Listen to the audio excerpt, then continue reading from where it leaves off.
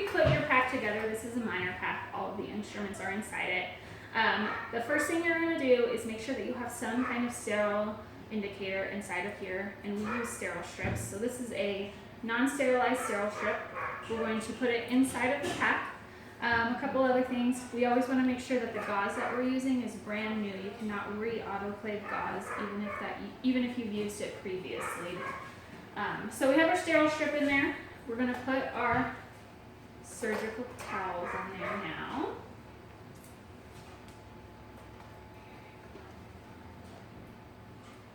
And then so we can throw it in the autoclave, we're going to double wrap this. We use the green wraps here at the hospital for the first wraps. So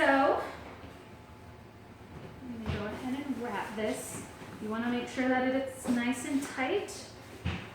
If it's too loose, sometimes the steam inside of the autoclave won't get all the way inside. So we'll do that. And try and make it neat too, so it doesn't look like you just threw it together. Then we'll tuck this in just so that there's a little flap for the doctor to grab. All right, now we're going to do our outside layer. We're going to have a nice piece of clean, no holes in it, blue wrap here, and it's going to be the same technique. This one can be a little trickier because it's bigger.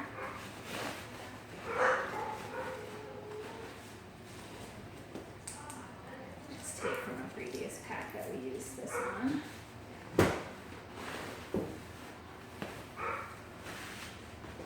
Both of these sides in here. And I'll kind of straighten this part out so that it doesn't get flappy. Alright. And then like I said, we want to make sure this is nice and tight. We're going to leave a little flap so that we can open it easily. So that's how we wrap that. Now another indicator of sterility, again, is going to be our tape. So we'll take a piece of tape, and this will also hold it together a little bit better. And we're going to put this right over the top. And then we will take our pen and write on here, this is a minor pack. We're going to write the date. And then my initials. That's how we wrap it.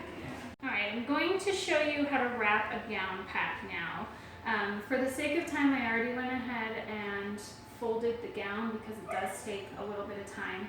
But I have folded it in a way that when the doctor goes to grab it, he's just going to put his hands in and step back and drop it, and the sleeve should go right in. So we folded that properly. We're going to put one towel on top of it, and we're going to fold the corner of that towel. And then we do want to make sure that there's some kind of sterile indicator, so we're going to put a sterile strip right in the inside of that. Now these gown packs only get wrapped once, so we're just going to wrap it once with the blue cloth. So we'll have this in the middle, and we're going to wrap it just like we would wrap a pack, making sure that it's nice and tight and neat so that it gets properly sterilized.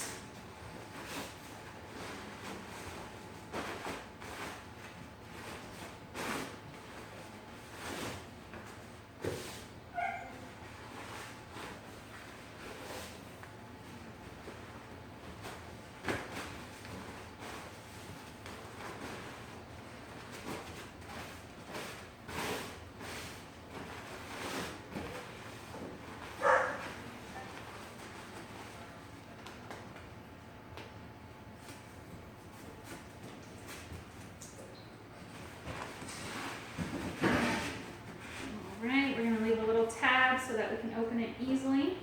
And then on the outside, we are going to show that it's sterile by putting some autoclave tape on the outside.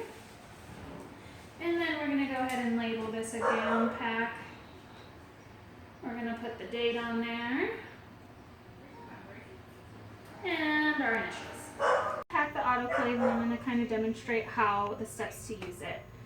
So the autoclave gets really, really hot. It works off steam to kill any bacteria in there. So anything that is plastic, doesn't have a very high melting point, we are going to use the gas sterilizer for, but that's not in this video. So we're going to do some packs. These packs have already been pre-made. They have their sterile strip inside of them, and the sterile tape on the outside.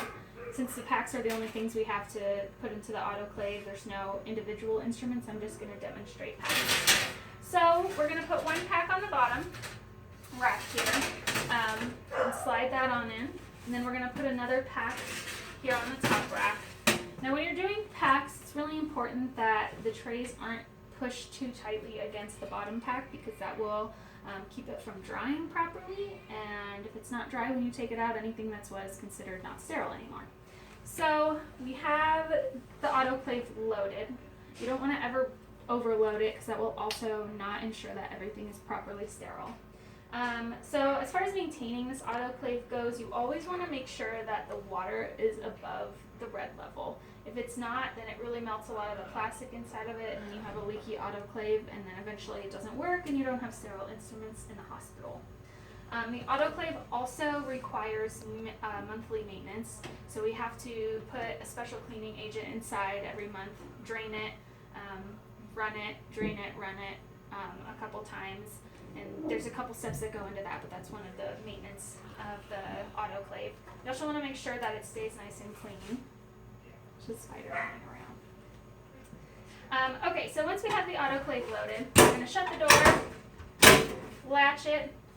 Depending on what we have in here, we do have different options. There's options for flashing things, pouches, packs. We're obviously using packs, so we're going to hit the pack button. It's set to 250 degrees Fahrenheit for 30 minutes, and then after that it does do a fast vent where it opens up and dries it out really quickly over the course of 30 minutes. So the entire process is going to take about an hour every time. So we've hit packs. We're going to start filling the chamber, and then you just set it and forget it. Here at the hospital we use two methods of knowing that the pack is sterile. So the first one is going to be our autoclave tape that we put on the top of it. When it's not sterile, these lines are just white. So the black lines indicate that it is sterile. It did run through the autoclave. Now, when you open this up, we also put a sterile strip inside of every single pack so that the doctor can open it up. And we can determine if the inside of the pack got sterile as well. Now when the strip is black, that means that it did get hot enough inside of there to make all of the equipment sterile. And those are the ways that we test to see the sterility. Alright, so we're going to talk about suture needles. There are several different kinds, but I'm going to talk about 4. So the first one that I'm going to talk about is called a straight needle. I'm using a visual aid for this. This is what it's going to look like. These needles are generally used for the surface of the body. A lot of times at my practice, we'll use these for ear hematomas when we apply the apparatus that holds it shut. So this comes in a couple different sizes of diameter and length. So those are straight. The second one I'm going to talk about is a reverse cutting needle, and this is what it looks like. So this kind of needle is pretty much used for tough skin because it has really minimal trauma. It's really sharp. And it's stronger than a normal cutting needle, which is where it might be used versus a regular cutting needle. So the next needle I'm going to talk about is a conventional cutting needle, which looks like this. This is just used generally for closing of skin. And then both the reverse cutting needle and the cutting needle, they come in partial circles, and that's how they're classified as far as size goes. So they're classified on their degree of curve in the circle, and then those can be 1/4 inch, they can be 5/8, they can be 3/8. That just depends. So the fourth fourth needle that we're going to talk about is the taper needle. This needle is very sharp and it's easy to penetrate, so a lot of times it's used for surgeries like endoscopy. We honestly don't use this kind of needle too terribly often in the practice that I work. And then this needle is also going to be kind of measured by size and the degree of the circle, just like the cutting and the reverse cutting needle were. Okay, I'm going to talk about suture material now. So the first one I have here, PGA. This is a braided polyglycolic acid. It's a 3/0, so that means that it's 0.3 millimeters in diameter, the suture is. This suture is a non-absorbable, the suture is a synthetic absorbable braided suture, so it's really strong, sometimes used in orthopedics, honestly not used very often at all in my practice, but we do have it. Braided sutures tend to cause a little bit more issues with infection because it does do more tissue damage. So there's that one. The second one I'm going to talk about is Promede. This is a polypropylene monofilament, so it is a non-absorbable suture. This one is aught, so the size of the diameter of the suture is going to be 0.4 millimeters. This is generally used to close up skin, not inside of the body, but more outside of the body. And again, this one isn't used terribly much in my practice either. This next one, PDS, this is a polydioxone suture. So it is a synthetic absorbable suture. This one is used very often in my practice. Again, we have an aught size, so that's 0.4 millimeters in diameter, the suture is. This is a lot of times used to close bladders and tissue like that inside of the body.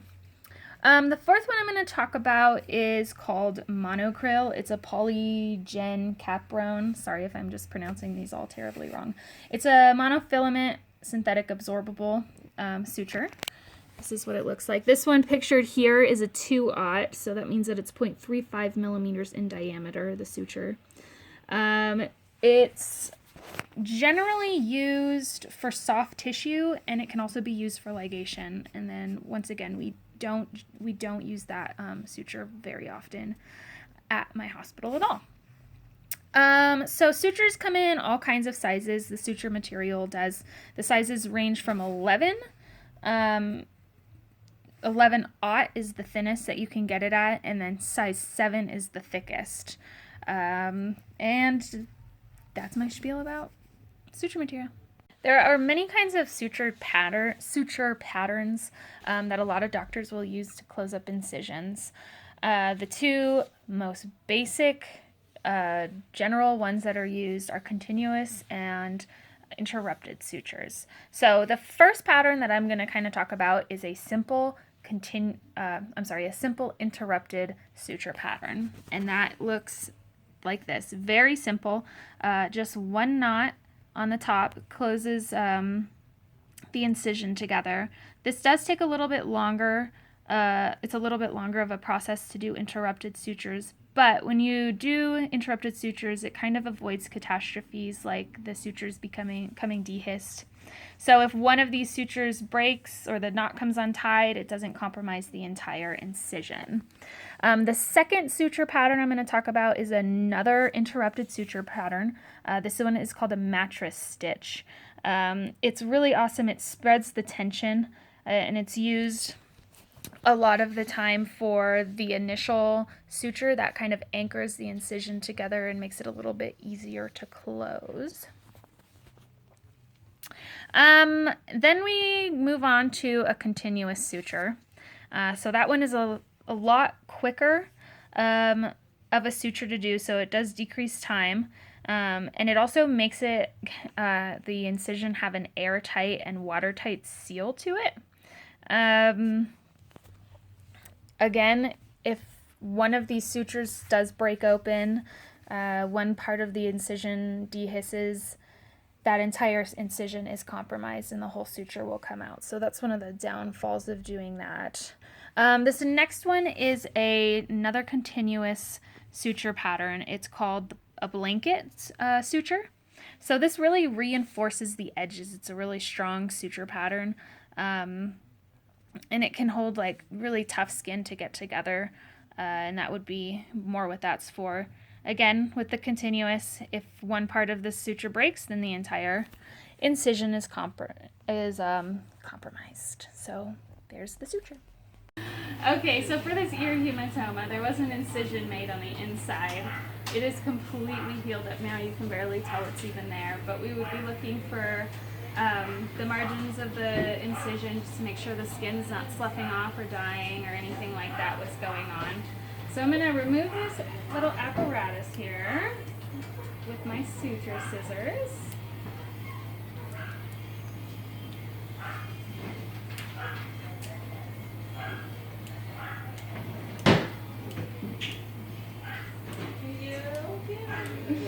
There's a lot of them here, so we're going to have to cut.